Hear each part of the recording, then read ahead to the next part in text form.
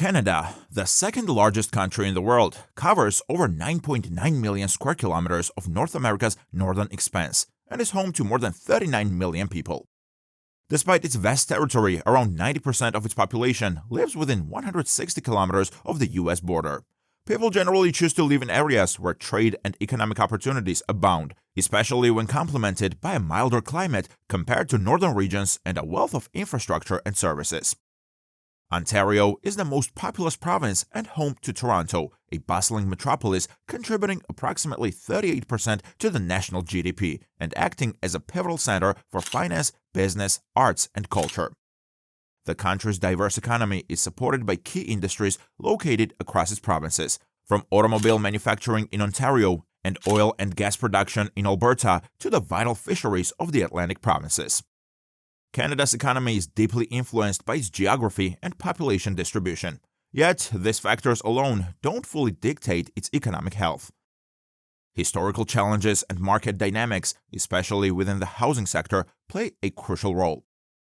The early 90s recession, exacerbated by low commodity prices, national debt, Quebec's independence threats, and a concurrent U.S. downturn, triggered a housing market downturn, with Greater Toronto experiencing a 27% drop in average house prices.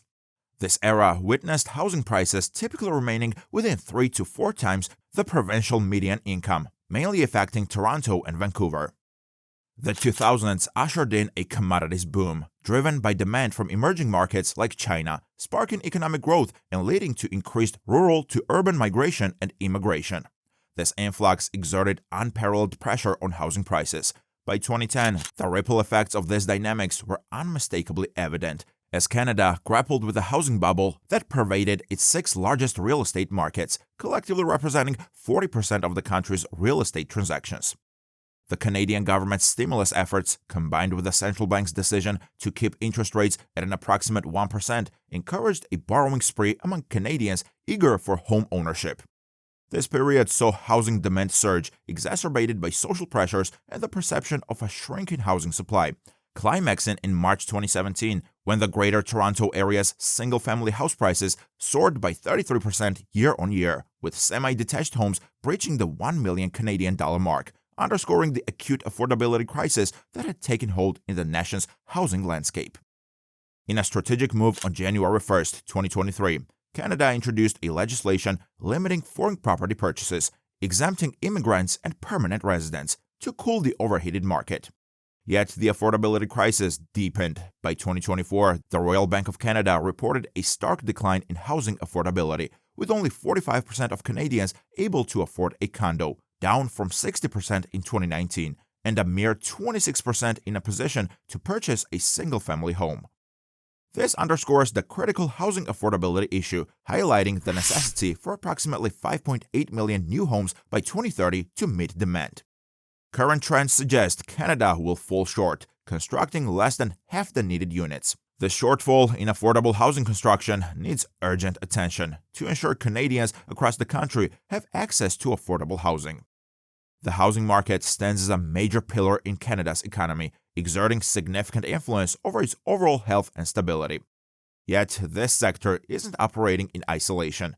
Adjacent to it and equally pivotal is the realm of low business investments. While Canada enjoys prosperity, its business investment rates lag behind in comparison to those of the United States, partly due to a prevailing risk aversion ingrained in Canadian business culture. This cautious stance often deters Canadian businesses from pursuing high-risk, high-reward strategies crucial for driving economic growth. Moreover, it affects foreign direct investment, particularly from the U.S., a key player in Canada's economy.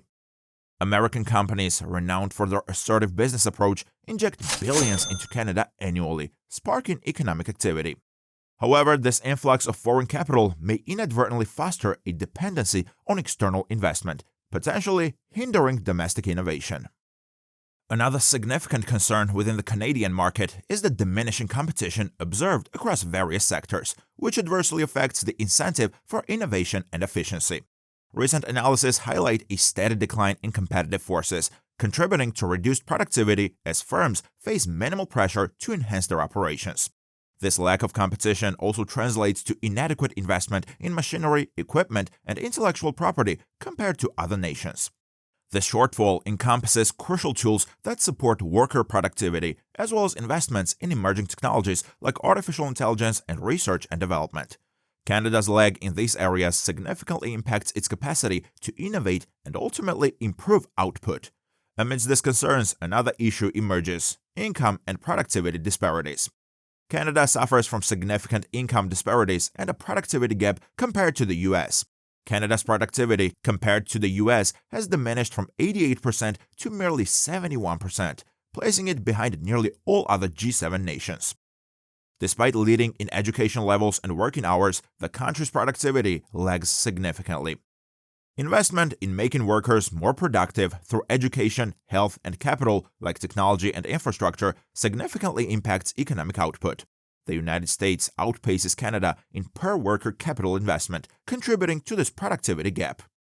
These elements are essential for boosting productivity, and their absence in Canada's economic structure has implications for the standard of living and income equality. The productivity gap also plays a role in the brain drain phenomenon.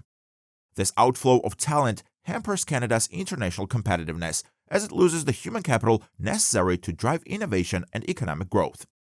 Furthermore, the lack of substantial government initiatives to promote research and entrepreneurship compounds the issue, hindering Canada's ability to retain top talent and diversify its economy away from natural resource dependence. Additionally, Canada's welcoming stance towards highly educated newcomers remains an under-leveraged asset. Unfortunately, many of these individuals often find themselves in roles that significantly underutilize their talents and expertise, exacerbating the mismatch between their skills and job requirements. Targeted government action in this area could bridge this gap, fostering a more dynamic and diversified economy, especially as Canada's economy shifts from its traditional reliance on natural resources towards service sectors. Historically, oil and vehicle exports have been a significant part of Canada's economic backbone. However, these industries have seen a decline in recent years. Simultaneously, the service sectors, particularly financial services and real estate, have been on the rise. This shift is partly due to the strengths of Canada's banking system, renowned for its robustness and stability. Financial services have seen continual growth, playing a significant role in the country's economic diversification. The real estate sector, too, has been booming, fueled by immigration and urbanization trends. This growth, however, has been a double-edged sword, with soaring housing prices creating economic challenges of their own. Despite these challenges, Canada remains a significant global economic player. It stands out not just for its sheer geographic size, but for its economic might and potential. With a robust GDP, a stable and democratic government, and a diverse economy, Canada's scores are very impressive. However, collaborative efforts between private enterprises and the government is needed to reduce regulatory hurdles, foster competition, align skills with job opportunities, and create an environment conducive to maximizing productivity. That's where we end our video. Thanks for watching.